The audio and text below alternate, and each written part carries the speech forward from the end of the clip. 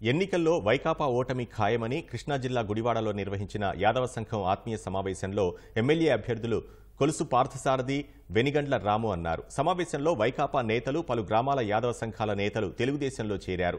5 ఏళ్ల వైకాపా పాలనలో రాష్ట్రాన్ని నాశనం చేశారని కొలుసు పార్థసారథి విమర్శించారు. కూటమి ప్రభుత్వంలో గుడివాడ పురపాలక సంఘం కార్యాలయానికి కఠారి సత్యనారాయణ పేరు పెడతామని వెనిగండ్ల రాము తెలిపారు.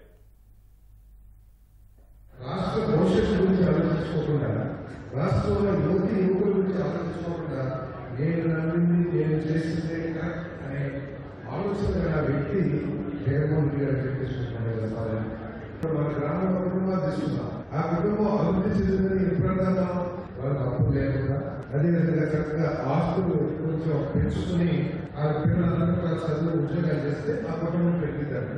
అంతేగాని ఆ ఆలోచనగా అప్పులు చేస్తూ, ఆస్తులు అమ్ముకుంటూ, తాగట్లు పెడుతూ, ఇటువంటి ఎదుగుబడులు లేకుండా బయట మాత్రం చక్కగా పోగేసుకుని సెంటుకుంటుంది తెల్లబడి వేసుకుని అభివృద్ధి చెందిందని అనుకుంటాము. ఈ పనికి